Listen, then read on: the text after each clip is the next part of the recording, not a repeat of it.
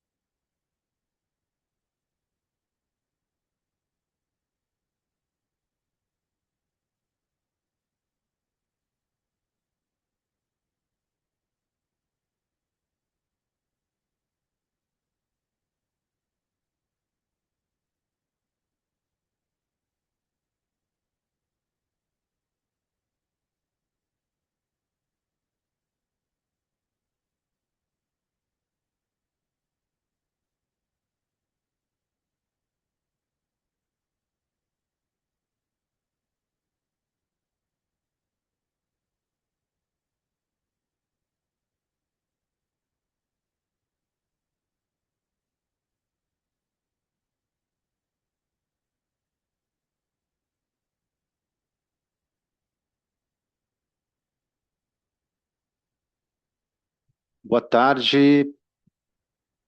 Vamos dar início, então, aos seminários do Programa Interunidade de Ensino de Ciências, na sua terceira sessão.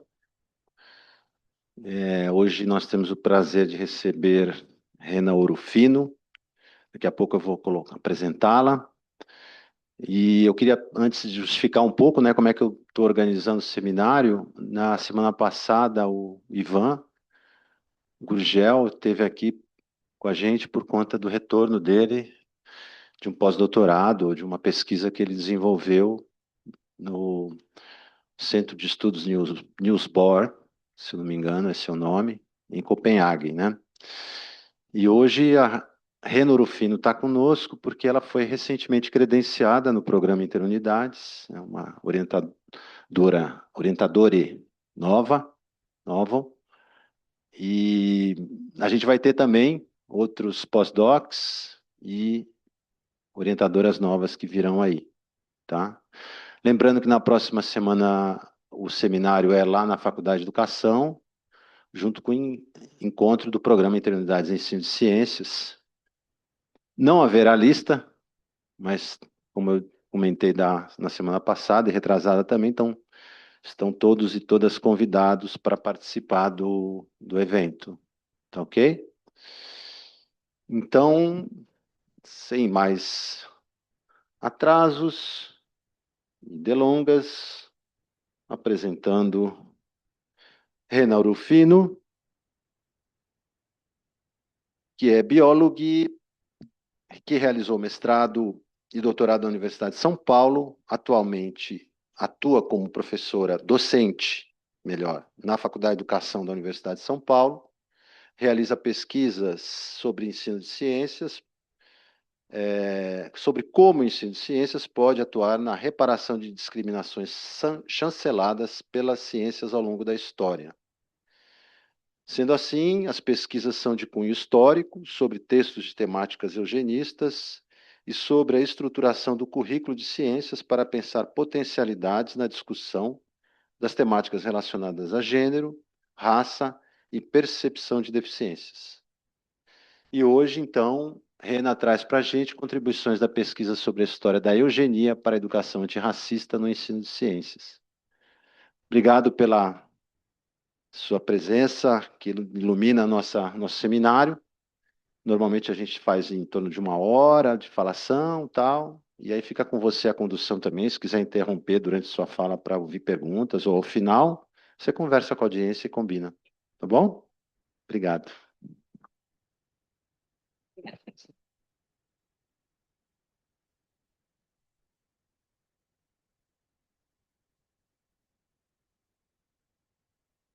Boa tarde. Conheço quase todo mundo, então vai dar tudo certo. Acho que vai ser ótimo. Para quem eu não conheço, muito prazer. Meu nome é Rena. Marcelo já fez o favor de me apresentar. Eu estou no passado, como vocês podem perceber, porque eu estou no dia 23, mas né, ninguém precisa saber. Quando o Marcelo me convidou, eu fui recuperar as minhas apresentações, e a última apresentação que eu fiz aqui no PIEC foi em 2021. Eu não sei se tem alguém desde aquela época por aqui. Espero que não, que vai ter uns negócios repetidos. Que, afinal de contas, eu trabalho com essa mesma linha há algum tempo. Eu organizei a apresentação com uma parte mais teórica, e aí depois eu trazer algumas coisas que o grupo de pesquisa já tem descoberto e que que a gente já tem começado a contar para o mundo. Acho que, então, a primeira coisa é pensar que a gente está falando num conceito de alfabetização científica, que é um conceito que é histórico, que tem que tem uma história e tem várias concepções, consequentemente. Inicialmente, a alfabetização científica era uma coisa dentro da ciência, e aí você precisaria saber ter conhecimentos conceituais, habilidades e formas de pensar. Em um segundo momento, uma segunda concepção começa a estabelecer a relação entre a ciência e a sociedade, e aí eu começo a pensar nos conhecimentos, só que esses conhecimentos em ação e algumas outras coisas. Eu estou somando as coisas porque eu estou pensando dentro dessa proposta que a Maíra Batistoni Silva e a Lúcia Saceron fizeram de organização dessas concepções, porque eu preciso da primeira para conseguir fazer a segunda e para conseguir fazer a terceira. Sem os conhecimentos conceituais, eu não vou conseguir fazer é, nenhuma das outras duas. A diferença é qual é a ênfase que eu vou dar para cada uma das coisas em cada uma das concepções. Então, aqui na concepção 3, a gente tem um foco no pensamento crítico, na comunicação, na construção de consensos e na participação e emancipação das pessoas por meio do conhecimento sobre ciência para entender se ciência é a melhor coisa para se usar em cada momento e nas diferentes situações. Beleza. Quando a gente fala sobre a ciência ser responsável por chancelar discriminações sociais, eu estou pensando em estruturas de opressão. E aí, Angela Davis, gênero, raça e classe, né, é o trio mais famoso e, de fato, mais relevante nas discussões. Mas a gente poderia expandir essa ideia pensando na xenofobia, no capacitismo e no etarismo, e dentro das questões de sexo e gênero, deixar explícitas as discriminações contra pessoas LGBT, QIAPN+, a misoginia, e coloco a gordofobia aqui dentro, porque tem um recorte de gênero muito grande nessa discriminação. Mas a gente vai ficar só nessas duas.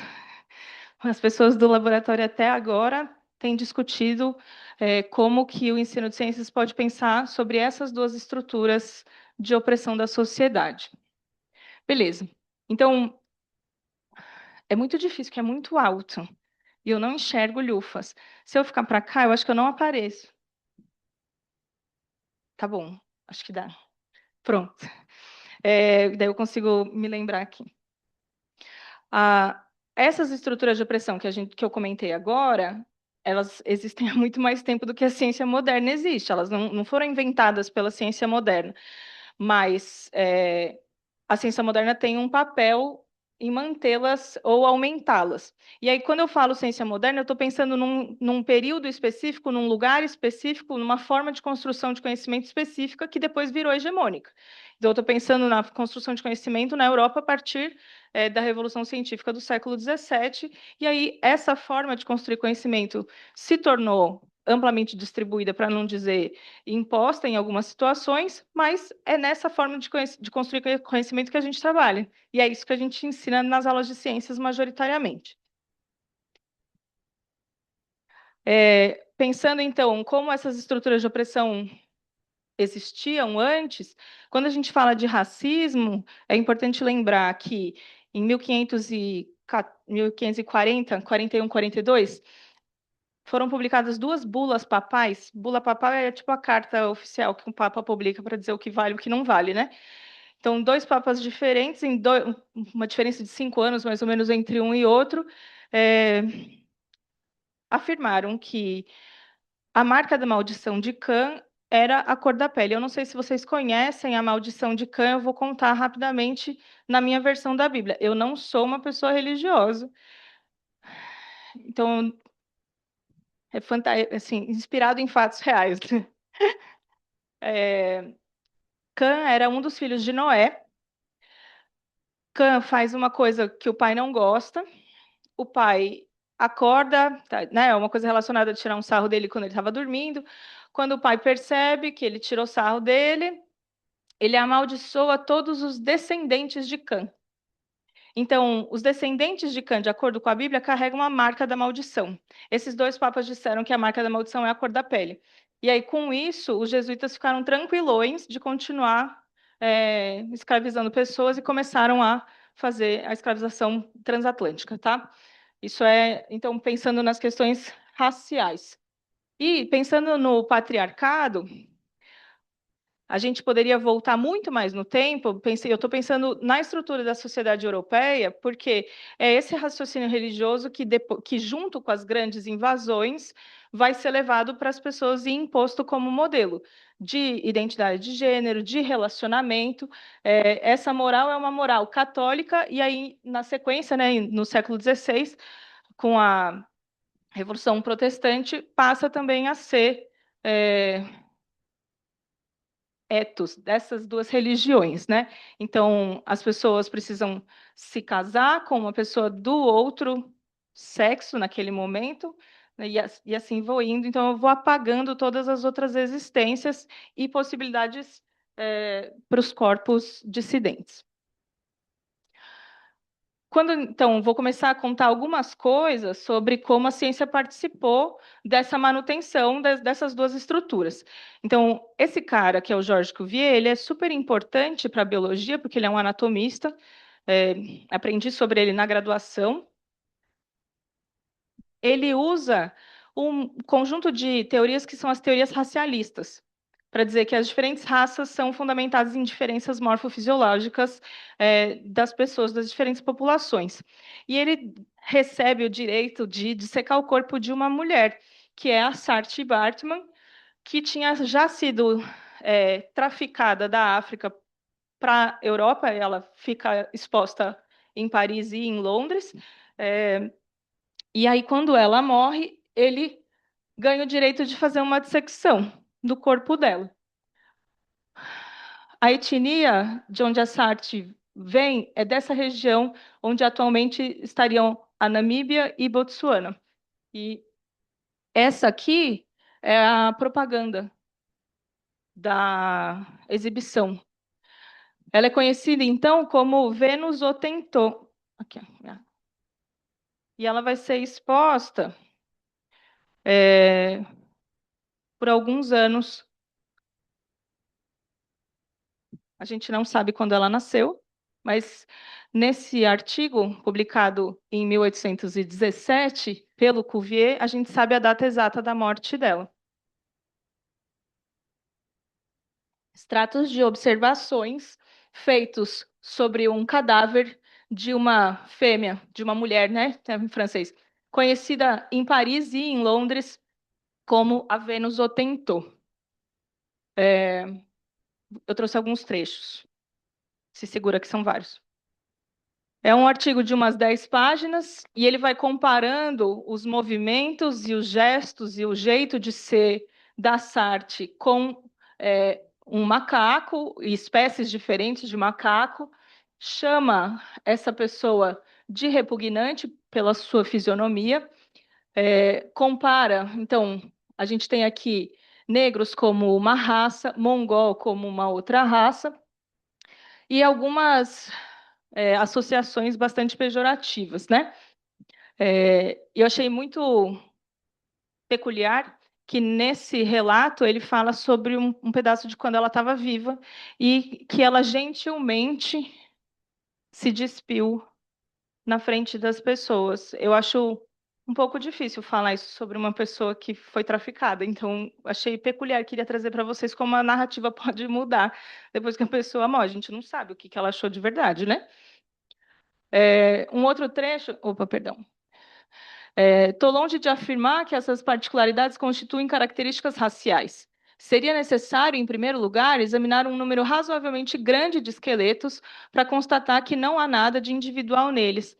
Esse trecho ele é importante porque o método científico está aqui, a sistematização de raciocínio está colocada aqui. E a gente vai olhar e falar, que técnico, ótimo, super impessoal. Né? Ele não é subjetivo, ele não tem sentimentos com relação a essa pessoa, porque ele fala que ele vai precisar avaliar várias. Mas o crânio é uma das medidas, a melhor medida na época para diferenciar as raças. E ele vai comparar o crânio dela, falando então, foramen magnum é um dos pedaços do crânio, vai falar de uma regra do Sr. Semmening, e esse tamanho do forame magno seria um sinal de inferioridade. Então, ele vai dizer primeiro que não tem como dizer que isso é uma característica da raça, mas vai falar que essa pessoa é inferior, porque ele analisou o crânio dela, que é uma coisa mensurável, medível, né? Medível é foda, né? Mensurável ficava, já tinha ficado bom. Como a gente entende que na ciência precisa ter. E ele termina num dos últimos parágrafos desse texto, ele vai falar isso aí. O que já é evidente e que precisa ser dito novamente, visto que o erro contrário está se espalhando nas obras mais recentes, é que nem esses galás, nem os bosquímanos, nem qualquer raça de negros deram origem ao povo famoso que estabeleceu a civilização do Antigo Egito, e de quem se pode dizer que o mundo inteiro herdou os princípios das leis, das ciências e talvez até mesmo da religião. Ele vai dizer, então, lá em cima, que ele não vai fazer uma generalização, mas ele faz. E ele faz para reforçar a ideia de que o Egito Antigo, na verdade, era branco, que é uma narrativa que é bastante, acho que, insistida. As pessoas insistem bastante nela até a metade do século XX. Um segundo caso que eu acho que é interessante e importante de trazer é sobre esse senhor, que é o Herbert Spencer. Quem faz ciências sociais conhece essa pessoa, quem faz biologia nunca ouviu falar o nome dele durante a graduação. Ele é uma pessoa que hoje a gente chamaria de divulgador de ciência, mas na época era um polímata, uma pessoa que estuda em várias áreas e fala a língua das pessoas comuns. Ele não fala com os cientistas, ele não fala difícil. Então, ele é acessível e é ele que fala sobre a teoria evolutiva, as teorias evolutivas do Lamarck e do Darwin para a população. Com isso, ele vai atribuir esse termo evolução para essa área de conhecimento, que até então não chamava isso. E ele tinha um quê de lamarquista. Então, ele está falando aqui de evolução e ele está falando no sentido de progresso, sim. Então, inicialmente, esse termo tem esse sentido, mas a gente tira ele depois, quando a gente quer insistir no darwinismo. E ele que organiza o raciocínio de seleção natural a partir dessa afirmação, sobrevivência do mais adaptado. Beleza. No obituário deles, assim, quando eu morrer, algumas pessoas vão ficar sabendo. Quando ele morreu, o The Times publicou um obituário, então ele é uma pessoa de fato conhecida e bastante importante, tá? Aqui embaixo tem a tradução. Ele, junto com Darwin, sistematizou a moderna teoria da evolução e a defendia como princípio universal de pensamento. Então, junto com Darwin, era o Wallace, não era o Spencer. Mas para o grande público, era o Spencer. Esse cara foi considerado um dos pais da teoria evolutiva, tá? E é importante que a gente vai entender agora essa parte aqui do princípio universal de pensamento. Por quê? Opa, pulei. Porque o Herbert Spencer usa a proposta de seleção natural para toda a sociedade. Então, ele vai, dentro de um pensamento liberal, né, liberalista, ele vai dizer que as pessoas estão competindo pelos recursos, as instituições estão competindo pelos recursos, as sociedades também. E as sociedades são como organismos. Então, elas estariam sob efeito da seleção natural, tal e qual os diferentes indivíduos das diferentes espécies. Tá? Por isso que ele é conhecido nas ciências sociais, porque ele joga essa ideia para a galera. Beleza. E aí ele vai falar, então, é por causa da competição que a gente melhora. Não sei se vocês já ouviram falar de um negócio chamado meritocracia. Ele acha que existe, ó. É isso que ele está falando aqui. Quando a gente compete, a gente vai ficar melhor enquanto sociedade. Só as pessoas mais adaptadas vão sobreviver. Quando o Herbert Spencer fala sobre darwinismo social, ele está explicando o que é a sociedade. E ele para na explicação. O primo do Darwin, o Francis Galton, chega um pouco depois e vai falar: calma, a gente pode fazer mais do que explicar, a gente pode agir sobre esse conhecimento, afinal de contas, somos cientistas. E ele vai falar, assim como várias outras pessoas depois dele vão continuar com esse raciocínio, de que a espécie humana não está mais sob efeito da seleção natural, porque somos complexos. Estamos em civilizações complexas. A gente constrói casa, a gente faz roupa, a gente tem religião. Isso faria com que a gente estivesse dominando a natureza. Logo, não sofreríamos mais seleção natural. Já vou te dizer que está errado. Mas ele contou essa coisa Várias pessoas acreditaram e foram na dele. Aí eu pensei, talvez as pessoas não lembrem da biologia. E aí eu trouxe aqui rapidamente um esquema para explicar a seleção natural, só assim, para se divertir, né? A gente está aqui para isso. Então, são 4 ideias centrais. Existe variação nas populações, ou seja, as características dos indivíduos de uma população variam entre, entre os indivíduos. Uma população é um conjunto de indivíduos de uma espécie num mesmo lugar. Então, a espécie, a gente pode definir a espécie como um coletivo de populações, cada população está sob efeito de diferentes pressões seletivas. Não tem recurso para todo mundo dentro dessa população, e recurso é abrigo, comida, parceiro sexual. Vai ter indivíduos que têm maior facilidade, têm vantagens para conseguir alguns desses recursos e que vão deixar é, mais filhotes. Pensando, então, numa população, essa é a minha população.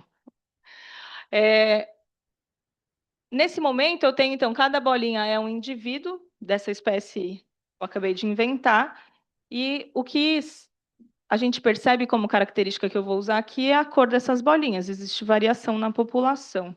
E nesse lugar que essa população está, existe uma pressão seletiva a favor dos indivíduos laranja, ou seja, os indivíduos laranja vão deixar mais descendentes.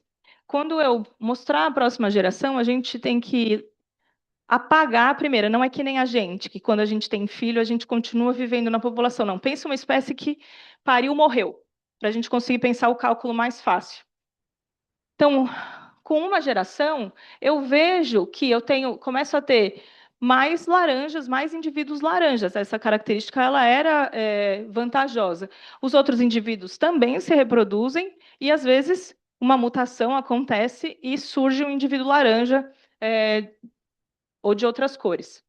E aí a gente dá um fast forward aqui, 50 gerações depois, a gente vai ter uma população majoritariamente laranja. Ainda assim, segue havendo variação. Essa é a ideia de seleção natural. O que é importante de guardar aqui? A pressão seletiva e o ambiente em que essa população está. Esses 2 elementos são super importantes. Aí o Galton vai dizer, bom, eu sei quem são as pessoas que se deram bem. Ele é inglês, ele é da elite da sociedade inglesa, e ele vai olhar para os seus e dizer: a gente se deu bem. Então, a gente é o conjunto de indivíduos mais apto dessa população. Se eu usar ideias que vieram lá das teorias racialistas, de que as características morfológicas das pessoas informam sobre que raça elas pertencem, eu consigo medir essas características para fazer analogias e correlações. Ele tem um catálogo gigantesco de medições e ele vai dizer que ele vai propor uma seleção social. Seleção social, para ele, seria o substituto da seleção natural. Só para a gente retomar outro conteúdo conceitual da biologia do ensino médio, existe a seleção natural e existe a seleção artificial, que também foi proposta pelo Darwin, tá? E a ideia é que a seleção artificial, ela tem um agente selecionador. A pressão seletiva, ela é intencional. Com isso, eu faço uma espécie virar várias coisas que a gente gosta de comer, ou que a gente deve comer porque é saudável. É assim também que a gente chega nas diferentes espécies de cachorro, a partir de um ancestral lobo.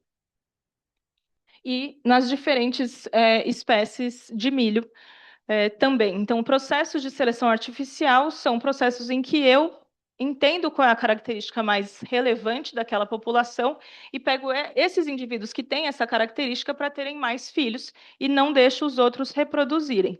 É isso que o Galton está propondo quando ele fala seleção social. Ele não chama de seleção artificial porque a gente acha que é porque ele acha que ele é feio, né? Assim, acho que ele percebe, mas a gente não vai saber, porque a gente não vai conseguir perguntar para ele nunca. Isso que eu estou contando para vocês já é parte do trabalho da Natália, do mestrado, tá? o Galton vai falar, tem dois jeitos de eu selecionar as pessoas, a seleção positiva e a seleção negativa. Eu posso te dar mais direitos, condições de vida, para que você tenha filhos, dinheiro para você conseguir criar os seus filhos. Então, por exemplo, fazendo uma comparação com o que seria hoje, né? Em alguns países, quando a família tem filho, ela recebe uma mensalidade do governo até a criança fazer 18 anos, por exemplo. Isso é um incentivo para que as famílias tenham filho. Isso é um tipo de proposta que ele vai fazer aqui, como seleção positiva. E a negativa, eu acho que vocês devem conseguir imaginar. É, é. Quando eu estava na escola, eu aprendi rapidamente sobre eugenia e eu não sabia que eugenia existiu no Brasil. E eu percebo que várias pessoas também não aprenderam isso na escola. O Brasil, o Brasil participou desse congresso, o primeiro Congresso Universal das Raças, que foi em Londres. E o João Batista de Lacerda, que na época era diretor do Museu Nacional do Rio de Janeiro, ele foi até lá levando esse quadro aqui, que ele encomendou com o pintor espanhol, Modesto Brocos, para contar para as pessoas, nesse congresso, que a miscigenação ia embranquecer o país. E ele faz um cálculo de quantas gerações seriam necessárias para o Brasil ser um país branco. Nesse quadro, que chama A Redenção de Cã, e é por isso que eu contei sobre a maldição de Cã no começo da apresentação, eu tenho uma avó negra retinta, com a sua filha de pele um pouco mais clara, o esposo dela e uma criança mais branca. Então, há o embranquecimento da população em execução. Quando a gente vai falar sobre isso, e aqui no Brasil a gente tem Abdias do Nascimento falando isso lindamente, explicando isso, né, na parte social do que seria esse embranquecimento, a gente não vê as discussões sobre como que a biologia participou desse raciocínio aqui. E foi a ideia do Galton que foi essa influência, tá? Então, vamos lá. Esse aqui é o Boletim de Eugenia. Eu não sei se vocês sabiam que ele existiu. Ele existiu de 1929 a 1933. Ele era um folhetim mensal, depois ele vai ficando mais raro, né? Vai pulando uns meses. E ele tem o objetivo de... Cadê? Aqui. Auxiliar a campanha em prol da eugenia entre os elementos cultos e aqueles que, mesmo que de mediana cultura, desejam também saber e se orientar sobre esse assunto super importante que está aí na crista da onda, tá?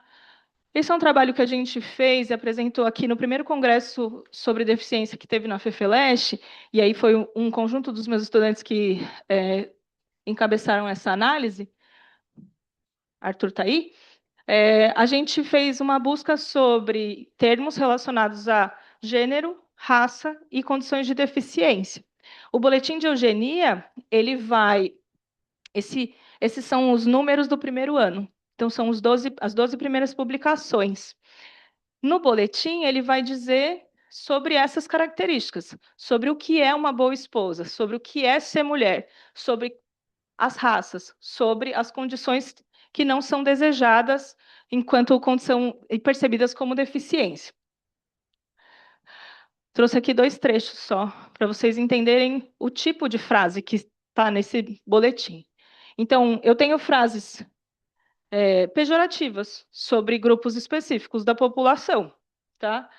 E comparações entre uma pessoa com deficiência ser um passivo, numa linguagem bem Faria Lima, assim, hoje, né?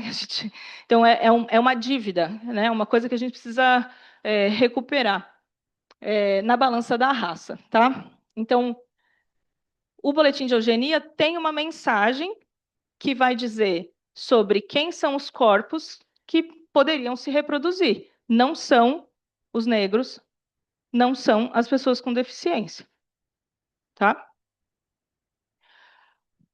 Outro evento que aconteceu no Brasil e que também pouca gente conhece é o primeiro Congresso Brasileiro de Eugenia, que aconteceu em 1929. E a gente tem um dos professores fundadores do Instituto de Biociências, dando uma palestra nesse congresso. E ele vai falar sobre a genética mendeliana, ele está falando sobre ervilhas, tá? Ao longo da fala, eu trouxe aqui uns recortes para ficar mais bonitinho. Serão as leis de Mendel passíveis de aplicação ao homem? É o de que hoje ninguém mais pode duvidar, particularmente depois dos trabalhos de Fischer. Ele está fazendo uma alusão ao trabalho de um dos matemáticos responsáveis pela organização da síntese moderna que vai vir depois. Os humanos seguem as leis as leis da hereditariedade são as mesmas para todos os seres vivos, seguem, a título de exemplo, além da cor da pele e da hemofilia já estudados, alguns caracteres examinados sob esse ponto de vista. É importante dizer que até esse momento ele só estava falando das ervilhas. E aí ele passa a falar dos humanos, e as duas características que ele destaca são a cor da pele e a hemofilia. E aí tem uma lista de características, tá? Claro está que os eugenistas não terão o direito, caso queiram realizar obra digna do nome de científica, de ignorar essas leis e as consequências agradáveis ou não para os nossos preconceitos delas resultantes. Assim, estamos hoje armados para nos pronunciarmos sobre as vantagens ou desvantagens da consanguinidade. Evidentemente, não nos interessa aqui o ponto de vista ético, que cada qual resolverá como quiser. Mas, do ponto de vista biológico, podemos afirmar que, quando tais uniões são realizadas entre indivíduos sãos, não portadores de fatores recessivos para caracteres maus ou doenças, só podem dar melhores resultados. Eu vou ler outro trecho e eu comento o slide como um todo. Outra crença de vários eugenistas, que tem infelizmente que ser abandonada, é a de que um meio favorável, boa alimentação e instrução desenvolvida poderão influir sobre o patrimônio hereditário. Esse é um dos aspectos de grande problema na transmissão dos caracteres adquiridos, hipótese de trabalho já apresentada por Lamarck. Eu trouxe esses dois trechos, principalmente esse segundo slide, para comentar como a linguagem científica está colocada aqui. A gente não pode negar a ciência se a gente quiser executar a eugenia. Então, eu parto do pressuposto que eu quero executar a eugenia. A eugenia é a melhora da população ao longo das gerações. Queremos isso? Evidentemente queremos. E não podemos ignorar essa frase. Se alguém pegar essa frase, recortar esse vídeo, me ferrei, né? Eu não concordo. Mas, para essas pessoas, se a gente quiser executar a eugenia, a gente não pode ignorar a obviedade da ciência, que não está nem um pouco preocupada com a ética, porque as questões éticas não são da ciência. Numa ideia de que a ciência é uma aventura desinteressada e as pessoas vão usar para bem ou para mal, como se não houvesse uma intenção nessas produções. E o segundo trecho, ele vai dizer sobre essa ação do meio no desenvolvimento, é algo que era alvo de disputa, principalmente na eugenia brasileira. Porque, como éramos um país miscigenado, já éramos para o mundo, né, para quem estava de fora daqui, já éramos piores. Então, várias pessoas que vão defender a eugenia no Brasil vão falar: a gente é miscigenado, mas ser miscigenado é melhor.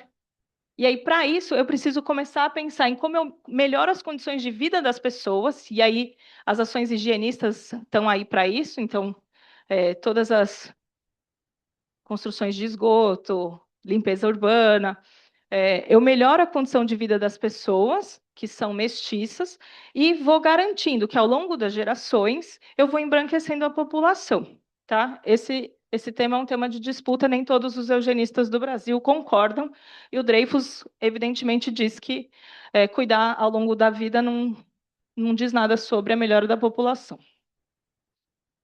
Esse slide é sobre esse livro de formação do curso normal, do nível normal, que é o que hoje são os primeiros anos do fundamental, né? Esse livro, ele aconteceu, ele foi publicado entre 1939 e 1969. A Segunda Guerra Mundial acabou em 45, quando a gente descobriu os horrores, né, do nazismo. Mas esse livro tem uma seção inteira que fala sobre a eugenia e as técnicas para implementar a eugenia. Esse livro é um livro de formação docente. Nesse livro, nessa seção desse livro, o Almeida Júnior, que é um dos fundadores da Faculdade de Medicina desta universidade, lista quais são as características menos desejadas nas populações humanas. Ele está ensinando para os professores que vão entrar em sala de aula e perceber nos diferentes estudantezinhos fofinhos que ele tem, quem vale a pena, quem não vale a pena. Porque se eu for pobre ou muito pobre, para quê? Algumas dessas relações a gente consegue perceber na forma como a gente tem a organização da política pública em torno da educação também, né? Um último exemplo, eu não sei se é o último, desculpa, eu estou mentindo. Um outro exemplo importante é esse artigo, Social Biology and Population Improvement. Então, a biologia social e a melhoria da população.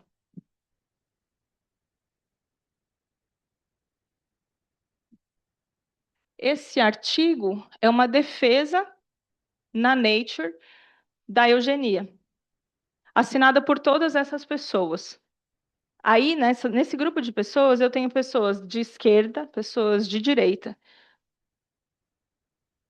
cientistas que não concordam com várias ideias entre si, eles se juntaram e eles estão defendendo que a gente precisa usar a ciência para melhorar as populações humanas, e isso se faz por meio do controle de natalidade, que é a eugenia.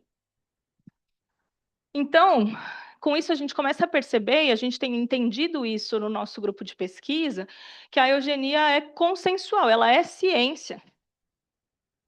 Não tem ninguém duvidando que a gente precisa melhorar a população por meio da ciência nesse momento. Está todo mundo achando a mesma coisa. O que a gente vai, talvez, discordar é sobre como implementar. Aí eu quero falar sobre esse psiquiatra. Ele é objeto de estudo de uma das alunas de iniciação científica do laboratório, que é a Cecília. O Juliano Moreira fez parte da Liga Brasileira de Higiene Mental, que dá origem à Sociedade de Psiquiatria no Brasil. E ele vai falar de seleção, a mesma palavra do Galton mesmo, tá? Como meio de melhorar as condições de saúde física e mental da população. Para o Juliano Moreira, melhorar o ambiente é sim melhorar a população. Ele e o Dreyfus não estão pensando a mesma coisa, mas eles estão pensando que precisa melhorar a população. Um indivíduo são em uma família de alienados é menos perigoso do que um alienado em uma família de sãos, sem distinção de raça ou nacionalidade. Ou seja, existem pessoas piores, essas pessoas são um mal para a sociedade, mas o critério não é racial e não é sobre origem de nação. Ou seja, eu não posso falar que as pessoas que vieram de África são um problema necessariamente. Não é esse o critério que o Juliano Moreira vai usar. Beleza.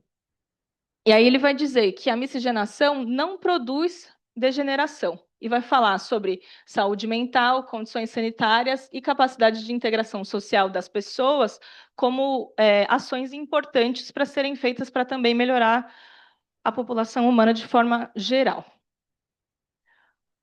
Não era o último exemplo, né? Vocês viram? Chegou mais 5 depois. E aí, internacionalmente, a gente tem nos Estados Unidos, vocês devem conhecer essa pessoa como W.E.B. Du Bois ou Du Bois, a pronúncia varia. Ele foi um sociólogo extremamente relevante e ele era defensor da eugenia assimilacionista. Existem 4 conjuntos de propostas de eugenia diferentes nos Estados Unidos, essa é uma delas. Não vou entrar nos detalhes, mas o que ele vai falar é que existe diferença entre as raças. Lembrando que nos Estados Unidos existe segregação, não existe miscigenação. Nos Estados Unidos tem lei que proíbe as pessoas de casarem com outras pessoas de raças diferentes. Ele está falando aqui, então, que essas raças são diferentes. Sim, existem diferenças entre elas, mas essas diferenças são resultado da ação do ambiente. Por quê? Porque a origem dessa diferença é a escravização das pessoas e essas leis segregacionistas de espaços, né? Hospital, escola, moradia. E aí ele vai falar que a eugenia vai servir para aumentar a unidade racial das pessoas negras, porque ele vai dizer que cada raça tem os seus 10 piores. Então, a raça negra tem os seus 10 melhores e os seus 10 piores. A raça branca tem os seus 10 melhores e os seus 10 piores. E o que ele quer promover é a reprodução dos 10 melhores de cada uma das raças. Ele não liga muito para as outras, ele está falando sobre as pessoas negras. Mas é isso que ele está deixando implícito, por consequência, no raciocínio. E aí ele vai jogar a culpa pela degeneração da sociedade em um outro grupo.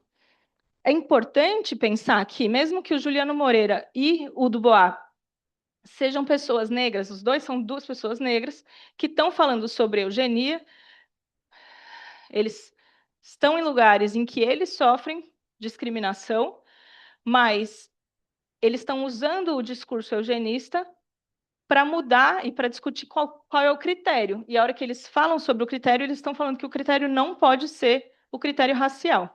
Quando a gente anda na linha do tempo, em 1960, o grande critério passa a ser as percepções de deficiência das pessoas. E aí tem um documento da Unesco que foca principalmente nas pessoas com trissomia do 21.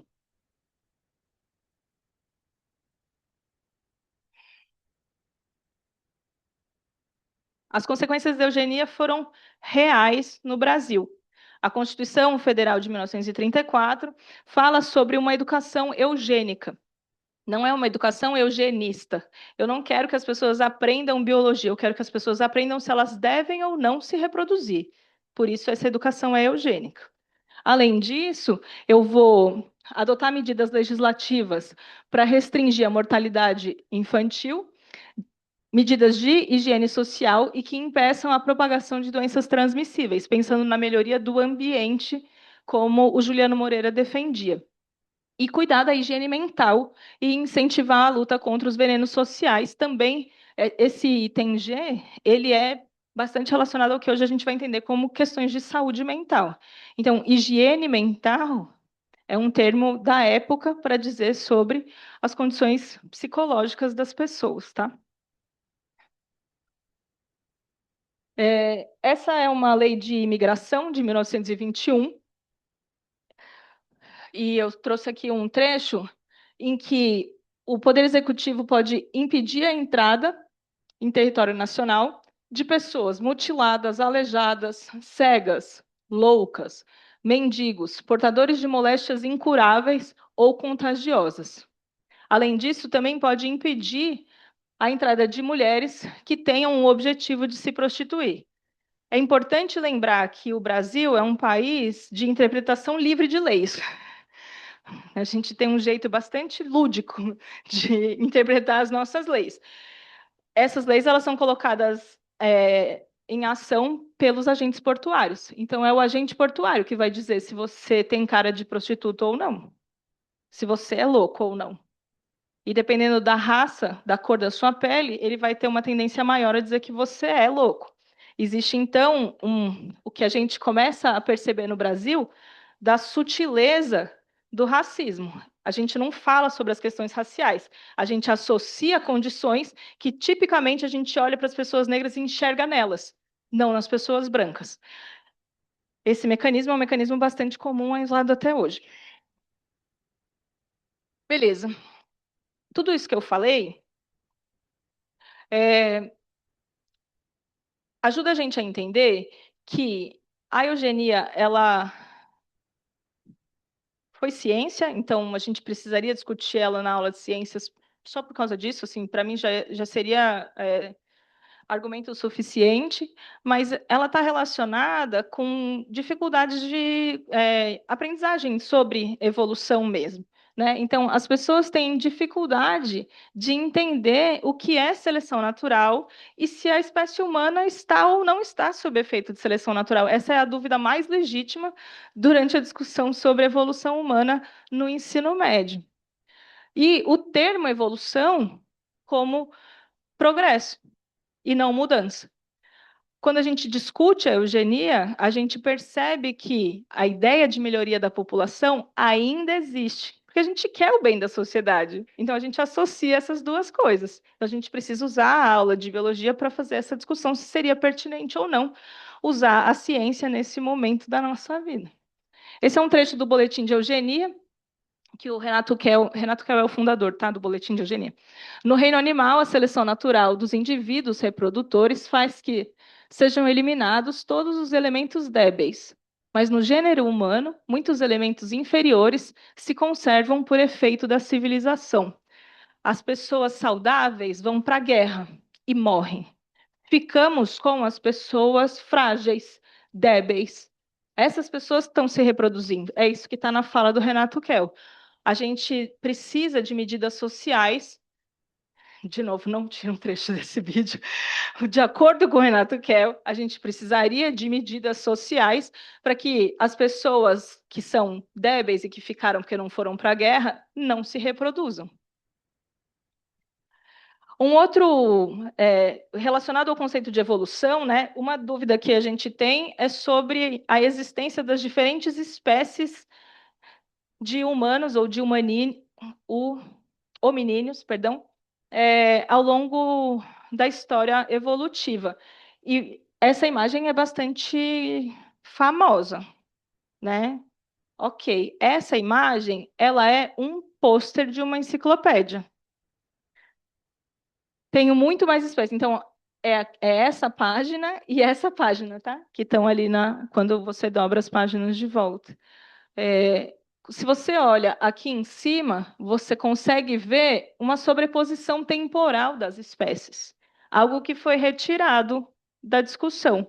Ainda assim, a linearidade e a ideia de uma espécie depois da outra é uma das dificuldades de explicação sobre a evolução humana.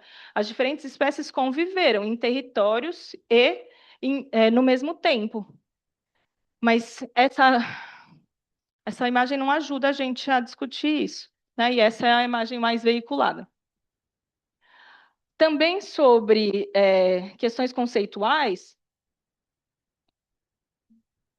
a eugenia tem uma ideia bastante determinista sobre como você passa as características e quais características você passa.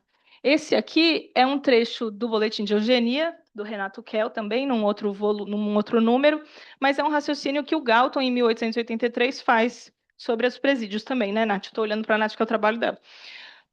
Foi feita uma investigação entre 3.000 criminosos ingleses, com auxílio do coeficiente de correlação de Galton, foi ele que criou mesmo, o Dr. Goering, chegando à conclusão de que a hereditariedade exerce um papel preponderante na transmissão desses caracteres, diz a disposição ao crime é hereditária.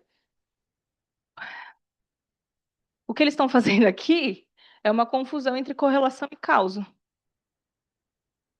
Eu sou criminoso e meu filho é criminoso, porque ele também não tem as condições sociais para, mas como vocês são da mesma família, eu estou dizendo que você herdou essa característica. Então, depois disso, logo por causa disso. É um tipo de falácia bastante comum. Junta isso com várias outras práticas anticientíficas, né? E estou roubando o termo do trabalho do Lau de propósito. Discutir a eugenia pode ser importante para a gente discutir esse abuso das figuras de autoridade. Eu não sei se vocês repararam ao longo dos trechos, o doutor, é sempre a fala do grande doutor, ilustríssimo doutor.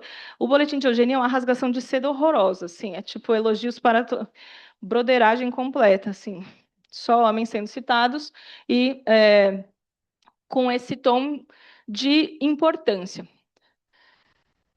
Muitos dos argumentos não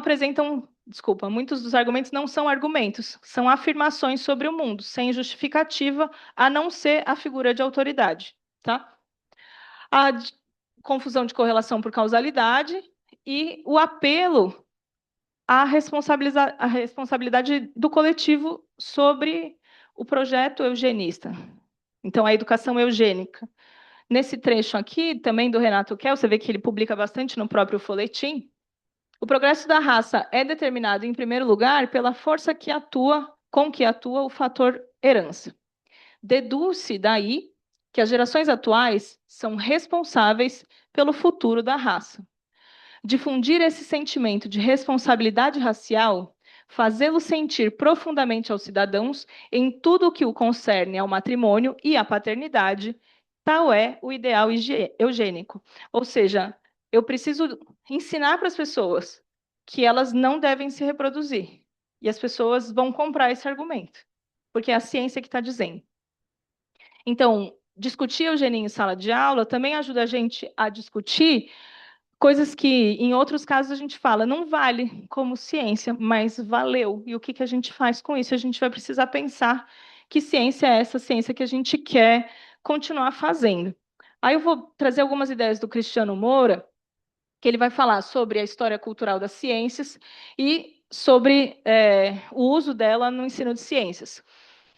Num dos textos, ele vai falar vários motivos para usar a história cultural das ciências, eu trouxe os mais diretamente relacionados, tá? Então, o empreendimento científico não é uma aventura desinteressada, diferente do que o Dreyfus está falando lá no Boletim de Eugenia, ou que o Cuvier falou lá no artigo sobre a Saartjie-Baartman.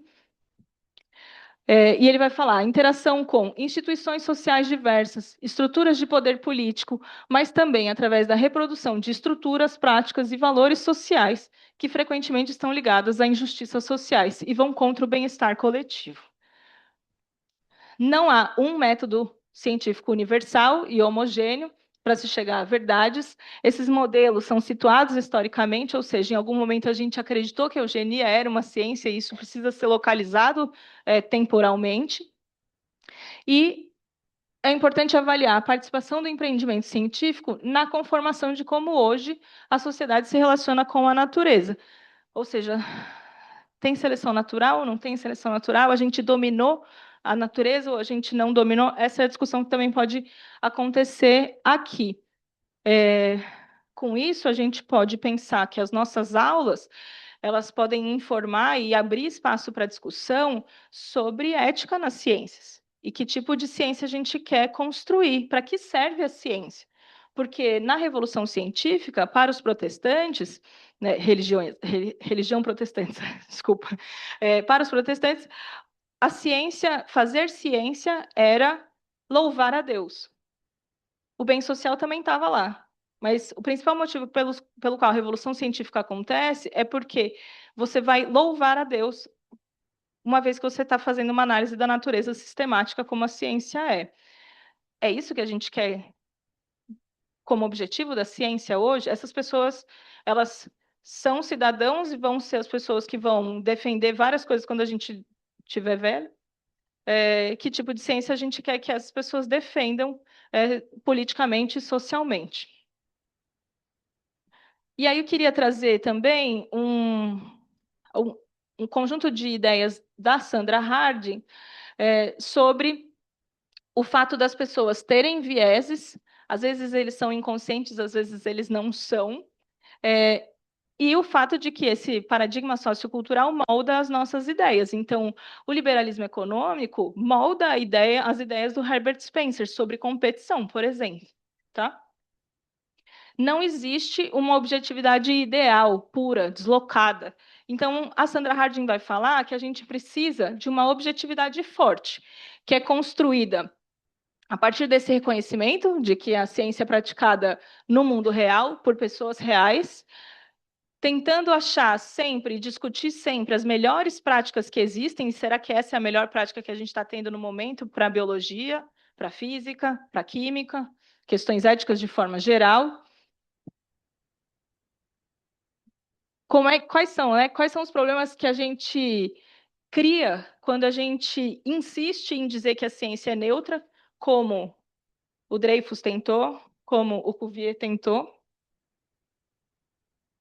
E aí ela vai falar: comunidades acadêmicas homogêneas, seja de classe, ou de pessoas com o mesmo pensamento, atraem e admitem apenas pessoas de um conjunto específico de valores e interesses sociais da elite e os treina para práticas de pesquisa que levam adiante tais valores e interesses específicos. Isso daqui é um resumo da eugenia. São as pessoas falando para elas mesmas sobre o resto da população. E aí, quando a gente vai discutir ciências na escola, né, na educação do ensino médio, ou mesmo no fundamental, a gente defende que ela seja representativa, que as pessoas sejam diversas, as pessoas que façam ciência sejam diversas. E o motivo é que esse lugar social que a pessoa ocupa faz com que ela traga ideias diferentes e que ela contribua com propostas diferentes. De acordo com a Sandra Harding, isso aumentaria a objetividade dessa empreitada, tá?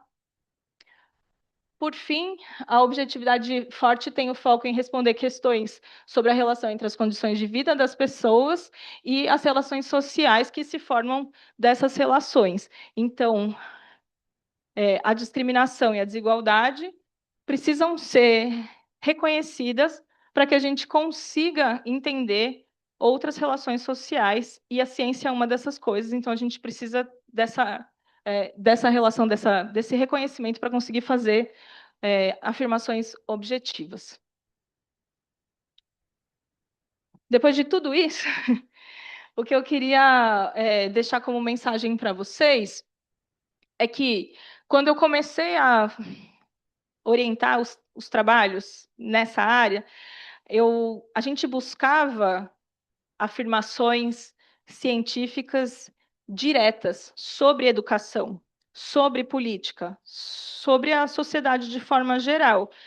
E, apesar de eu ter trazido para vocês ali um trecho do boletim de eugenia, em que está explícito, né? Os negros são fracos, não sei o que lá, não sei o que lá, não sei o que lá.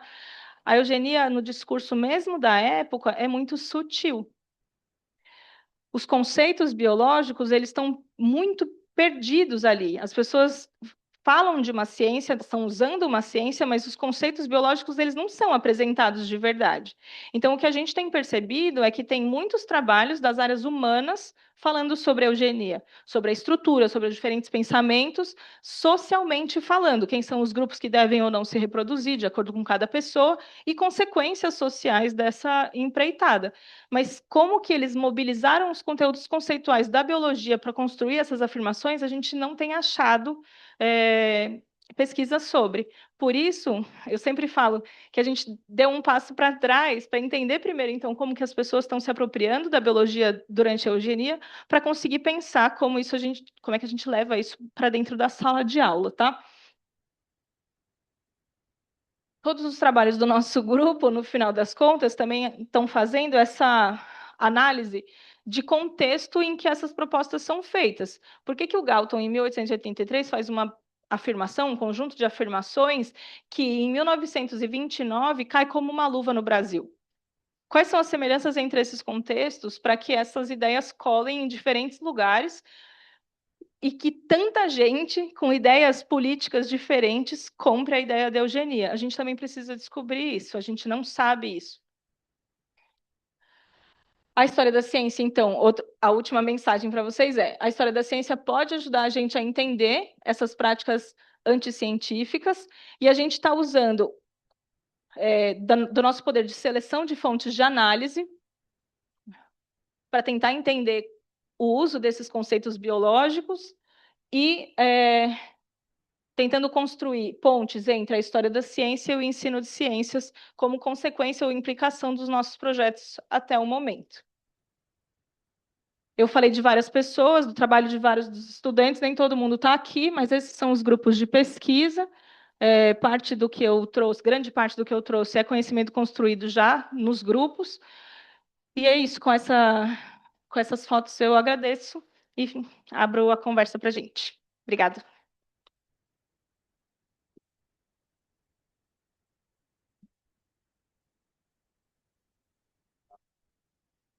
Bem legal. Inclusive, deixar a foto aí para a gente aumentar a nossa audiência. Muito bem. Alguém quer começar perguntando, comentando?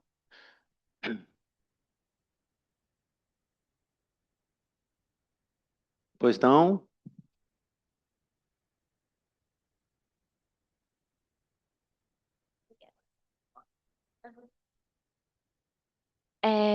Eu sou a Ive, Ivanice, na verdade, mas por favor, não me chame de Ivanice.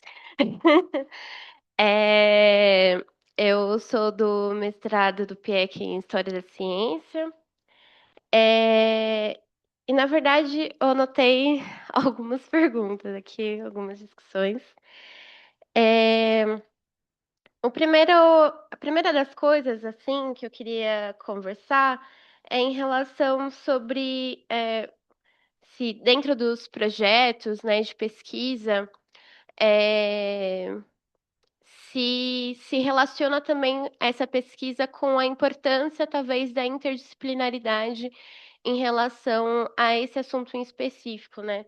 Porque quando você estava relatando, né, sobre a dificuldade de ensinar a evolução, a seleção, como que a gente justifica, né, as diferenças particulares, né, de como que a gente se socializa, enquanto seres humanos.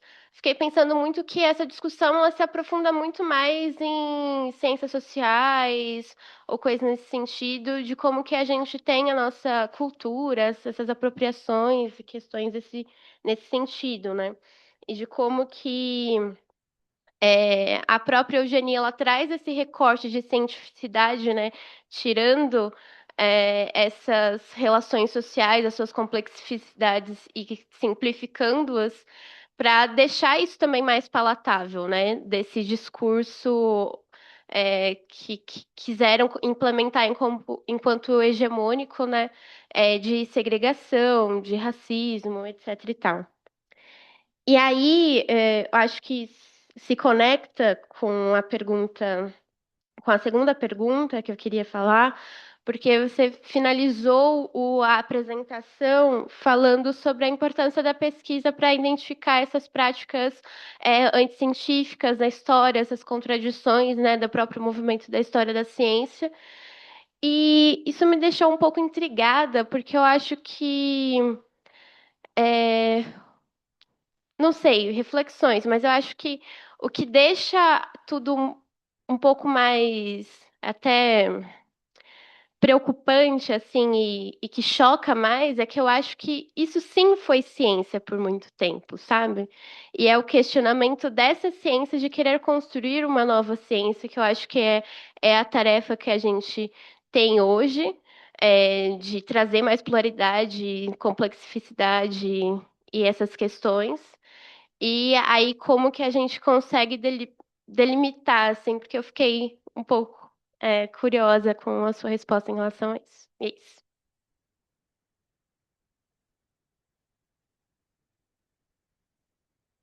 Obrigada. Obrigado, Ive.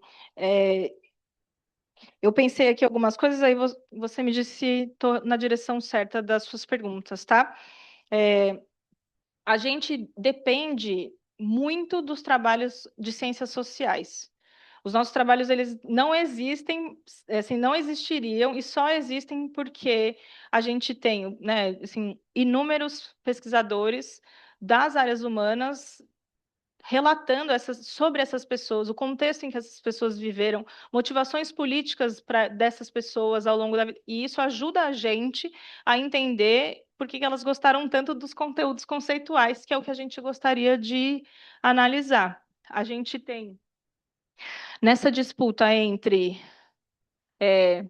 só a herança salva, o ambiente não tem nada a ver com a melhoria da população, ou a ação do ambiente pode ser uma medida relevante, isso é uma discussão que, em biologia, a gente faz de forma completamente descolada da realidade, quando a gente vai fazer isso em sala de aula.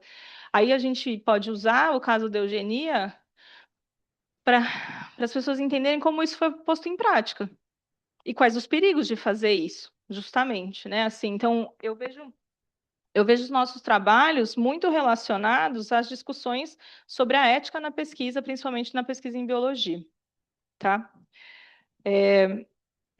Porque, de fato, né, assim, é uma tentativa de Hoje a gente falaria, é uma tentativa de imitar a ciência, mas foi ciência, até muito recentemente. E dependendo das pesquisas que você acompanha, só mudou de nome, porque existem pessoas que criticam o aconselhamento genético como medida eugenista.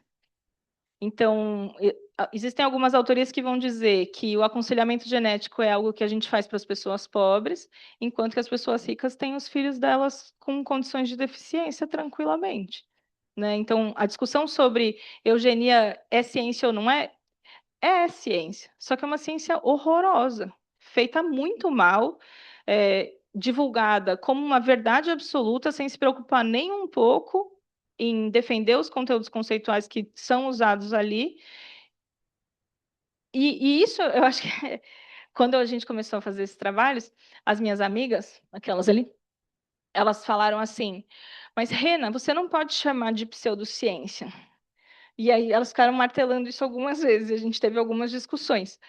E, de fato, não é pseudociência. Foi ciência, é ciência, está mudando de nome. A eugenia deu origem à área de pesquisa da genética. Os mesmos pesquisadores, as revistas mudaram de nome só, mas elas continuam sendo as mesmas revistas.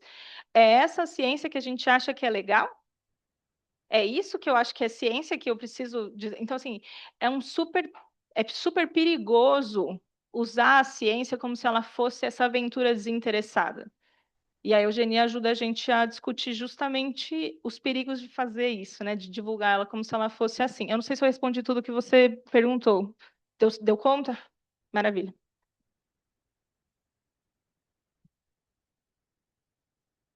Eu vou colocar umas perguntinhas também, enquanto o pessoal vai perdendo a timidez, quem sabe, né? Renan, eu fiquei curioso, é uma questão talvez factual que eu não tenha me dado conta, mas eu acho que ela pode desembaraçar numa questão. O caderno eugênico que chamava, não é isso? Boletim de Eugenia, ele foi publicado até 33, mas aí me chamou a atenção que na Constituição Federal, quando você colocou ali, tem explicitamente um item falando da educação eugênica, né? O caderno de eugenia, o boletim de eugenia, ele perdeu primazia, assim, porque queria que você comentasse um pouco sobre a história dele, porque que ele meio que desapareceu, ou se é que desapareceu. Isso indicaria um enfraquecimento do pensamento eugênico, né? E nesse sentido, assim, dá para a gente encontrar uma data, assim, ou um fato, ou um conjunto de fatos históricos que promove essa, aí eu não vou chamar de morte, eu coloquei aqui, mas essa transição, né, ou essa nova roupagem que talvez a eugenia venha tomando. Como é que você encara essa questão aí da eugenia nesse percurso histórico? Adorei. Achei o máximo, as perguntas são ótimas, elas são muito legais, gostei muito. O Boletim de Eugenia, ele foi fundado pelo Renato Kell, que é o autor de quase todos os textos que eu coloquei lá, os trechos. O Renato Kell, ele é a grande força da eugenia no Brasil. É ele que ele gasta o próprio dinheiro para publicar o Boletim de Eugenia. O Boletim de Eugenia para de ser publicado quando ele perde o fôlego e ele vai fazer outras coisas. Isso. E aí, o Renato Kell, ele tem uma sequência de publicações, e eu não lembro o número exato, assim, mas é algo entre 15 e 20 e tantos livros para a educação infantil, para as famílias, sobre a eugenia, sobre a manutenção da eugenia e como essas pessoas podem participar. Então, a minha interpretação é que o boletim de eugenia, ele morre porque ele dependia de muito mais pessoas para acontecer, e o Renato Kell muda os esforços dele para uma coisa que ele pode controlar melhor, né? E aí não acho que seja um enfraquecimento, porque tem um professor da UFABC, que é o Weber Lopes Góes, e ele trabalha, ele fez a pós-graduação dele, ele é das Ciências Sociais, e ele trabalha justamente com a história do Renato Kell e do Boletim de Eugenia. E ele vai falar de um encontro entre o Roosevelt e o Renato Kell, em que eles discutem os termos da eugenia estadunidense e brasileira, e como o Roosevelt está, tipo, tá elogiando o Renato Kell, porque no Brasil esse projeto está muito melhor do que nos Estados Unidos. E é dessa época. Então, não acho que perdeu força. Acho só que essa pessoa resolveu fazer outras coisas, isso. Era o folhetim do Renato Kell, digamos assim, né? O boletim de eugenia era isso. E existia divergência, principalmente nessa relação da ação do ambiente ou não. Então, eu acho que essa disputa, academicamente falando, vai fazendo com que as pessoas do movimento eugenista também se separem e cada uma siga a sua ideia, né? Assim, então, em 34, quando a Faculdade de Medicina foi fundada, o Almeida Júnior coloca em prática as ideias que ele acha que, de eugenia que precisam ser colocadas em prática na Constituição da Faculdade de Medicina. E aí, então, ele pegou a ideia dele e seguiu em frente. E assim a gente vai vendo os projetos das diferentes pessoas. O Juliano Moreira é outro, né, que vai insistir em cuidar da saúde mental das pessoas, porque ele acha que melhora, né? Então, que essa melhoria melhora a população de forma geral. Então, acho que é isso. Quando a gente começou a estudar eugenia, a gente se deparou com vários textos que marcavam essa transição no fim da Segunda Guerra Mundial. Então, em 1945, quando o mundo todo descobriu os horrores do nazismo, a eugenia, porque tinha sido usado como uma das justificativas para esse controle de natalidade e para os campos de concentração, passa a ser muito mal vista, vira tabu. Então, o termo eugenia vira tabu nesse momento. Tem uma troca de linguagem a partir de 45 em diante. E aí, esse documento da Unesco de 60 e bolas, eu não lembro o ano exato, é uma discussão que aconteceu entre as pessoas que foram laureadas com o prêmio Nobel, discutindo entre si o que elas fariam para a melhoria da população. Pensando, então, nós somos o melhor que existe na sociedade, porque somos cientistas e fomos premiados. Nós decidiremos o rumo da civilização.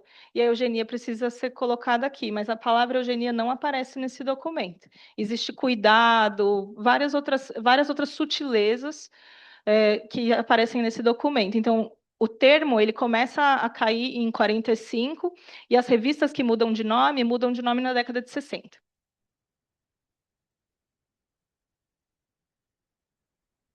Pode deixar que eu vou lá.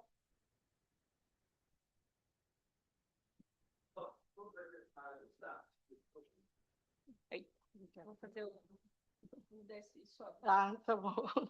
Oi, eu sou a Josi, tenho meu mestrado aqui no programa também, agora estou como aluna especial para o doutorado, e assim, eu sou formada em Ciências Naturais pela universidade, pela USP, e assim, professora da rede municipal, casada com professor de Ciências da rede municipal. Então, assim, aí eu anotei quando vocês estavam falando do grupo de pesquisas, e eu pensei assim, o que o grupo discute, pensa, conversa em relação ao alcance dos trabalhos para dentro do chão da escola mesmo? E pensar nisso, porque assim, quando a gente tem um currículo que ele fala de genética, que ele fala de evolução, que ele fala de ciências, que ele é um currículo antirracista, e como que esse alcance chega, como que ele vai até o chão da escola propriamente dito? Quando a gente vê uma juventude tão conservadora, uma juventude que dentro a gente tem que discutir com os alunos sobre dogmas religiosos, e aí a gente começa a pensar que tudo isso tem, e quando você falou sobre essa restrição dos homens, né, um elogiando o outro, tudo isso está refletido dentro do nosso chão de escola. E aí, como que o grupo pensa isso? Como que o grupo pensa nessa divulgação sobre. Porque isso cabe falar e discutir, né? Porque a gente está falando dos jovens, da juventude, das crianças. Eu sou professora de educação infantil, então, assim, eu estou aqui numa fase, numa categoria, meu esposo está em outra, e a gente vai falando e conversando sempre sobre isso. E aí eu queria saber como que o grupo está pensando sobre as pesquisas e o alcance delas na escola.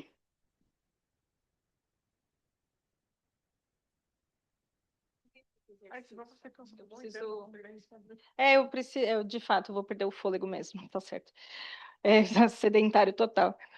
É, José, eu adorei a sua pergunta e ela inquieta muito a gente, porque a gente gostaria de estar muito mais próximo desse tipo de pesquisa do que a gente está, ou pelo menos eu, não sei, não estou falando em nome dos alunos, mas eu não sei se é verdade.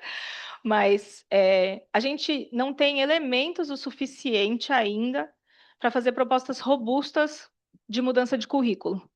A gente tem algumas ideias e sequências didáticas que a gente já tem apresentado em eventos. A gente vai apresentar uma sequência didática no Enessi, a gente submeteu uma outra para o Enebio, por exemplo. Então, a gente está começando a propor ideias.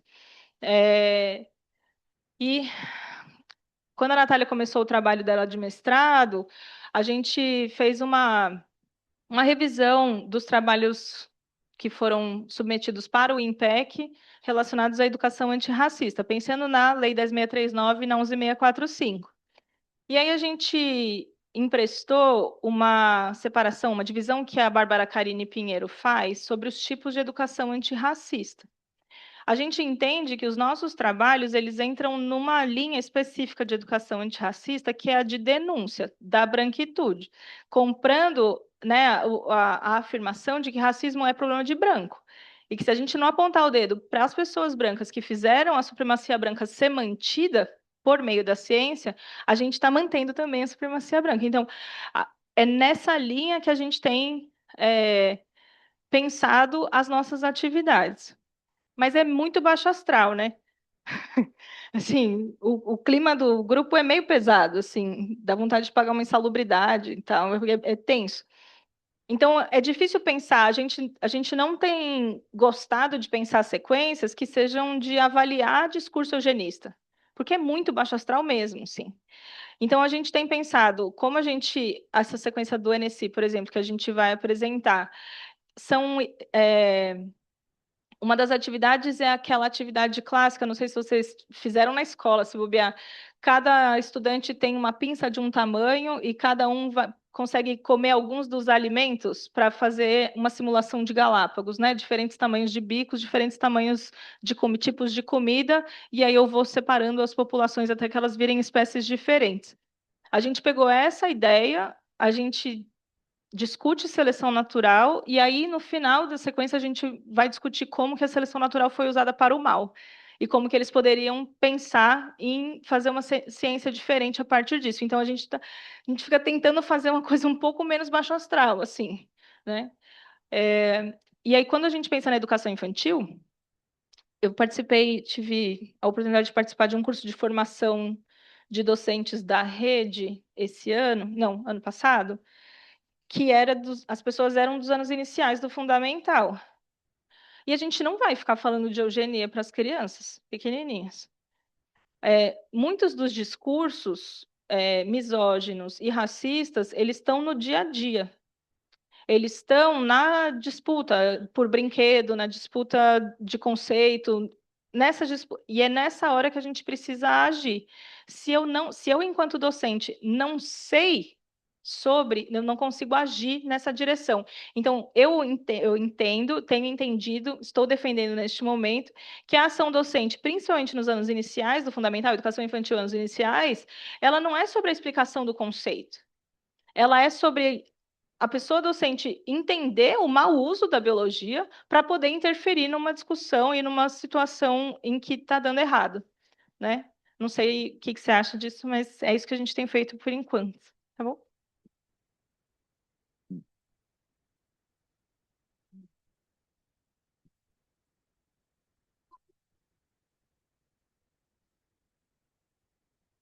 Boa tarde, eu me chamo Bruno Carrasco, eu sou aluno aqui.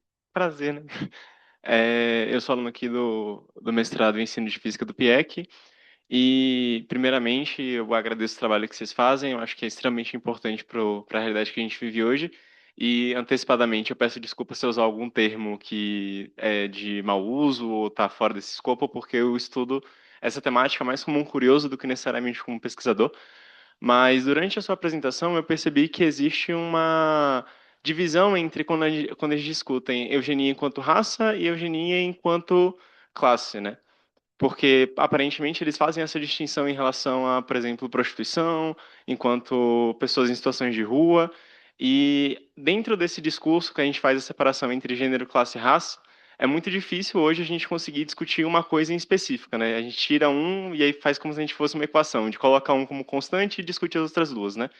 Então eu queria saber, dentro do contexto do grupo de vocês, como é que vocês têm visto isso, se isso tem refletido na relação em como é que vocês interpretam os textos científicos históricos, ou como que isso tem ajudado a elaborar sequências didáticas um pouco mais críticas e produtivas em relação a desmistificar alguma dessas concepções equivocadas que a gente acaba tendo quando a gente vai entrar nessas discussões mais das ciências sociais enquanto cientistas das áreas naturais, por assim dizer.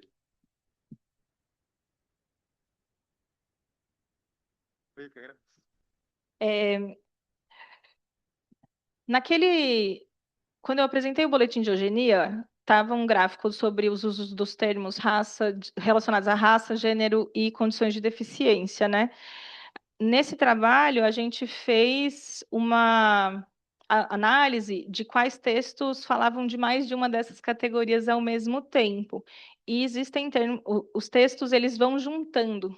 Então, o problema não é só ser pobre. O problema é ser preto e pobre. É ser mulher que não é a mulher que é para casar. Né? A moral, a misoginia, o patriarcado ele entra na eugenia pelos papéis heteronormativos, assim, né? Então você precisa ser cisgênero para casar, para manter a família, porque é isso que vai melhorar a população. Então tá aí a ideia de gênero. Então o discurso sobre gênero ele é até mais sutil do que o discurso sobre raça. Dá para pensar isso junto. Então, a gente tem, né, começado a brincar de analisar os textos dessa forma. No Brasil, não tem como discutir raça sem discutir classe. Então, eu tirei esse slide, mas eu vou falar dele agora, ele está aqui, inclusive, peraí.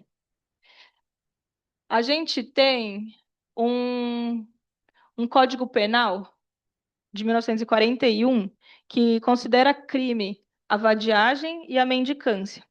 A vadiagem e a mendicância são consequências da escravização, da abolição da escravatura, sem condições de trabalho e vida para as pessoas negras. Então, a lei da vadiagem e, né, o Código Penal, que considera a vadiagem e a mendicância como crimes, são raciais. Elas estão falando de pessoas pobres, mas elas não estão falando de pessoas pobres brancas. As pessoas pobres brancas, elas recebem incentivo. A gente, fazendo comparações com coisas mais recentes, né? O mendigo gato, vocês lembram dessa história? Ele só era branco, né? Então, assim, como assim uma pessoa branca está em situação de rua? Né? Então, é isso. Então, existe um recorte racial e ele é escondido no discurso de classe dentro do Brasil.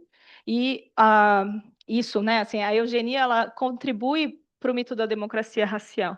Então, não é que a gente, assim, a diferença ela é celebrada. Somos todos uma grande nação. Chegamos nessa miscigenação pelo amor, né? E temos orgulho de ser desse jeito, né? Assim, então, todo mundo tem as mesmas oportunidades. Se você não conseguiu, é porque você não teve mérito. Né? E aí a gente vai embolando essas coisas todas juntas. Com relação à prostituição, está relacionado com esse papel da mulher na formação da família, né? Então, a gente também percebe um recorte racial nessa denominação. A prostituição não é só, mas para a maioria parte das pessoas que trabalham, né, para a maior parte das trabalhadoras sexuais, esse trabalho é um trabalho que é a única opção que as pessoas têm. Tudo bem, não é para todo mundo, não estou moralizando a conversa, mas a gente sabe que a consequência da abolição da escravatura para as mulheres negras é que elas estão na rua, em situação de vulnerabilidade, né? Então, essa punição contra a prostituição, ela também é racializada. Tudo no Brasil precisa ser racializado. Não existe gênero e classe sem raça no Brasil, assim. Então, os discursos eles ficam escondidos mesmo. uma pergunta? Você não me conhece? Boa tarde, Rena. Eu parabenizo você pela apresentação, muito relevante. Questões que a gente discute no grupo, mas coisas também a mais. Eu sou o João Coutinho, para a gravação. A minha dúvida, ela tá um pouco associada a isso que você estava falando, que foi uma coisa que me chamou a atenção durante a apresentação sobre o boletim de eugenia, né? O trabalho que procura os termos associados à raça, sexo, gênero e deficiências. O que me chamou muita atenção é que o sexo e o gênero ele aparece bastante em comparação com os outros, né? Durante essas 12 primeiras edições assim do boletim. E a minha curiosidade é se essa discussão de sexo e gênero é focada só nessa figura da mulher ou se a gente tem outras identidades sendo discutidas ou pautadas de certa forma nesses boletins. Daí a minha dúvida é mais isso, né? Outros corpos dissidentes, exato. Eu lembro tudo, porque nessa análise, nesse trabalho, foi o Arthur que fez a busca pelos termos relacionados a sexo e gênero, então me ajuda. É cis heteronormativo. Não existe nem menção à pederastia, por exemplo, ou à sodomia nesses boletins. Então, é muito velado, do mesmo jeito que eu acho que ainda é hoje. Eu falo bem da moral cristã e da família e tal, e eu escondo o que não é. Porque, na verdade, eu não quero falar sobre o que não é, porque eu não quero dar destaque para eles. Essa é a sensação que eu tenho sobre os termos que aparecem sobre sexo e gênero. Eu não sei se eu estou viajando. É isso mesmo? Pronto, então ele falou que é, então tá certo. Os corpos dissidentes, quem está estudando, né, os corpos dissidentes ou percepções de patologização dos corpos dissidentes é o Pietro, né? Então a gente espera conseguir entender melhor quais são as sutilezas nessa direção, porque com relação à raça a gente já entendeu quais são as sutilezas, mas para gênero ainda está muito mascarado no papel da família, da esposa, do matrimônio. São esses os termos que eu lembro que estavam nessa busca, assim. Não sei se eu te respondi. Eu vou tentar formular uma outra questão, Renan, que acho que vai um pouco na direção do que o Bruno trouxe, que eu acho que você tratou bem, sim, sobre essa vinculação de classe, em particular a classe, né, que eu estou mais focado aqui, com outras exclusões, né, ou outros processos excludentes no país, né. Eu entendo que é possível, né, mas a questão é como é que a gente articula a luta de classes a essas outras lutas de reparação, né, sobre o processo de exclusão. E aí eu quero, talvez, botar assim uma ferida aberta, não sei se essa ferida é aberta, mas nós estamos numa universidade elitista. O discurso da universidade é elitista. Basta você pegar o jornal da USP, e não só dentro da universidade, mas quem legitima a universidade, né? Esta universidade não é só a nossa universidade, né, gente? É a universidade de modo geral, né? O ensino superior no país, né? Então, a gente tem a impressão de que quem está na universidade e aonde se faz formação de professor é um lugar de elite, né? Então, assim, esse pensamento, né, é um pensamento de que nós formamos uma elite, que não é só um pensamento dentro da universidade, de novo, né, um pensamento que é legitimado fora da universidade, né?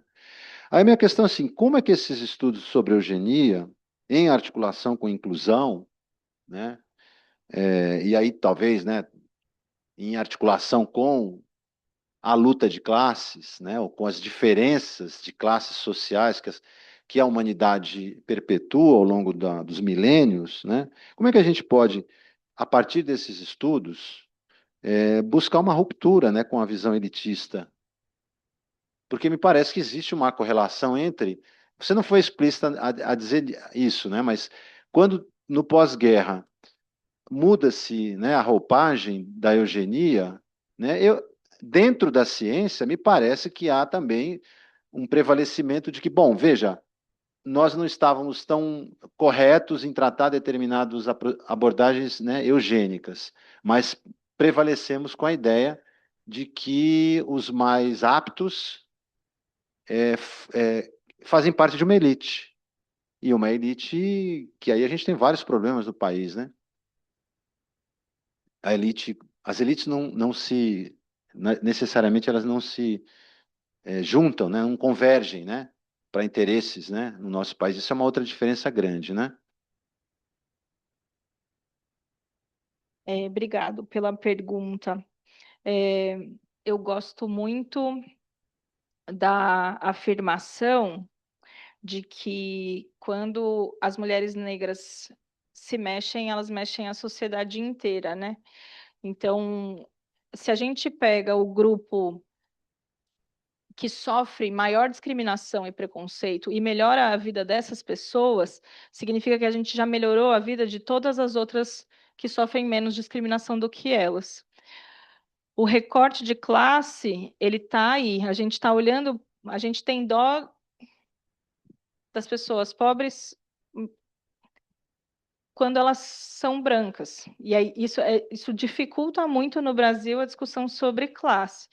E aí quem discute bem isso é o Clóvis Moura, quando ele vai pegar as ideias do Marx e fazer justamente essa discussão sobre questão de classe ou questão de raça. O que a gente descobriu no trabalho, está descobrindo, né, no trabalho da Natália, é que o problema na Inglaterra não era racial. O problema na Inglaterra era de classe. Era uma cidade, principalmente Londres, uma cidade lotada de gente, com um monte de gente pobre, enchendo o saco, sem emprego, em situação de rua, criando lixo. É para essas pessoas que o Galton está propondo a eugenia na Inglaterra. Então, ele não está falando sobre raça. Ele vai falar sobre questões raciais na hora que ele fala sobre o problema da imigração, os imigrantes orientais, né, os imigrantes da China. Ele tem um artigo sobre o problema dessa imigração, por exemplo. Então, a eugenia é pensada como uma questão de classe. E aí, quando ela chega no Brasil, ela tem essa outra organização, porque no Brasil não existe classe sem raça. Não dá para fazer essa discussão. Quando a gente fala sobre essa elite, né, assim, e como é que a gente articula antes, né? Como é que a gente articula as questões de classe com essas outras exclusões? Eu acho que é tratando as coisas de forma interseccional, sempre. Não existe não existe outra forma de fazer a sociedade melhorar se a gente não lidar com todas as coisas juntas. Então, o discurso das radfem, por exemplo, das feministas radicais, que vão falar que mulher é quem é XX, quem tem vulva vagina, por exemplo, elas não são feministas, na minha interpretação. Não poderia nem chamá-las de feministas radicais, porque elas não são feministas, elas estão fazendo contra parte do grupo que elas estão tentando defender. A mesma coisa acontece em várias discussões sobre questões de classe, né? E a Angela Davis ela fala isso super bem no Gênero, Raça e Classe, quando ela fala que quando as mulheres negras tentaram entrar no movimento negro, os homens negros falaram, tá, depois a gente vê esse negócio de mulher aí, vamos primeiro discutir as questões dos negros como um todo. Quando elas vão para o feminismo, ela escuta, não, as mulheres negras escutam, não, vamos primeiro melhorar a situação de vida das mulheres para depois pensar nas mulheres negras. A gente faz isso quando a gente fala sobre classe, a gente coloca a classe na frente e fala, depois a gente resolve outra coisa. Mas essa falta de reconhecimento faz com que a gente continue excluindo as pessoas, né? Assim, então, eu acho que só dá para pensar se pensar de forma interseccional, sempre. Então, acho que é isso, né? Esse é o meu posicionamento, e eu acho que só assim a gente vai conseguir construir, de fato, estratégias de reparação que funcionem, efetivas, né? A universidade, essa universidade principalmente, ela foi fundada com princípios eugenistas. Então, não só ela é de elite, como ela foi feita para a elite. As pessoas que estavam aqui são as eugênicas. E é esse o raciocínio que muita gente tem até hoje. E é isso que a gente vê nas discussões na escola pública, quando as pessoas falam, não, eu não vou nem tentar o vestibular, porque não é para mim. é reprodução de um discurso eugenista, no final das contas, porque eu não tenho esse direito, porque eu não sou o suficiente, eu não consigo fazer parte dessa elite. Então, eu acho que, eu não sei se eu entendi exatamente se a sua pergunta era nessa direção ou não, mas a universidade, enquanto instituição, deixa eu reorganizar minha frase. As pessoas que constroem a universidade e que mantêm a universidade, principalmente, né, nós docentes, ganham muito pouco, tornando ela menos elitista. A gente tem mais trabalho. A gente tem pessoas que têm dificuldade de formação, deficiências de formação. A gente tem que lidar, a gente que é branco tem que lidar com a dificuldade de perceber que a gente é racista pra caramba. Quase falei um palavrão, não falei.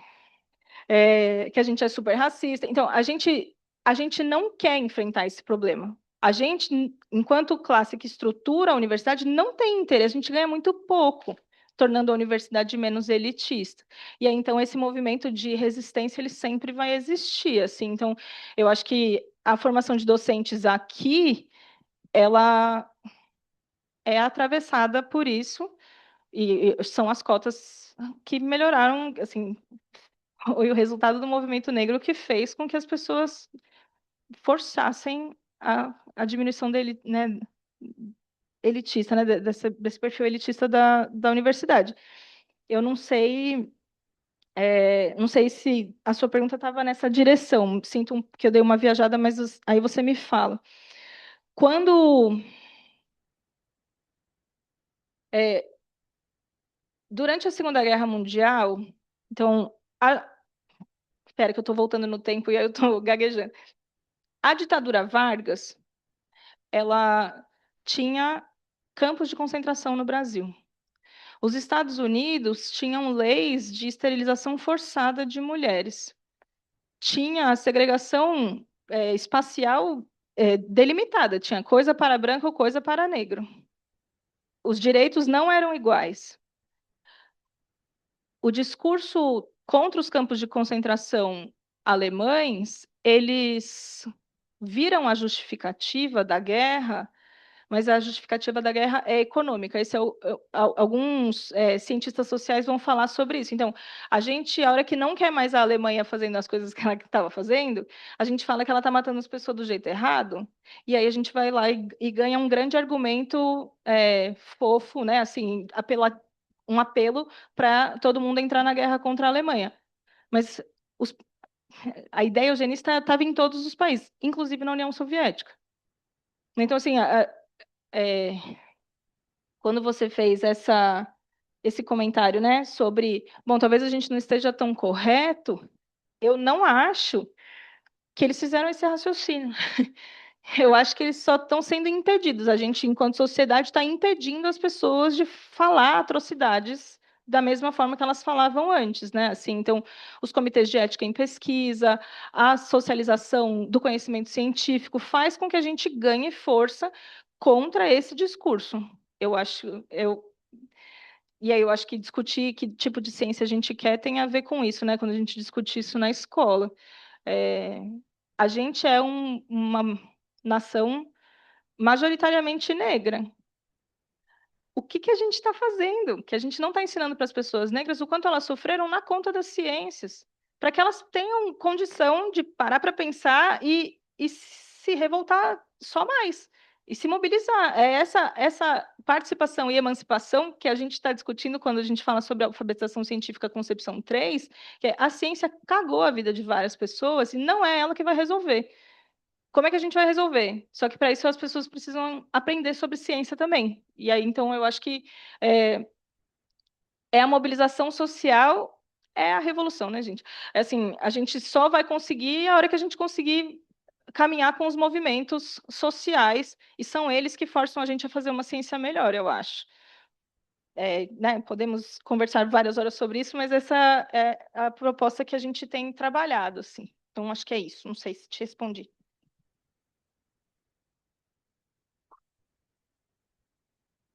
Bom, eu acho que pelo adiantado, né? E já tivemos uma boa discussão com Rena. que eu agradeço. Foi uma ótima tarde aqui. E teremos uma mesa que eu acho que tangencia um pouco esse tema, não é isso? No EPIEC, que é logo na segunda-feira, não é isso? Pela tarde? Às 11, é pela manhã ainda, é isso. É logo depois da abertura, então retomaremos esse tema no EPIEC na semana que vem. E aqui com vocês, conosco, pós, no pós-EPIEC, no dia 8, não é isso? De outubro, de abril. 7 de abril, desculpa, com a professora italiana Daniela de Bologna. Obrigado, Rena. Boa continuação para vocês.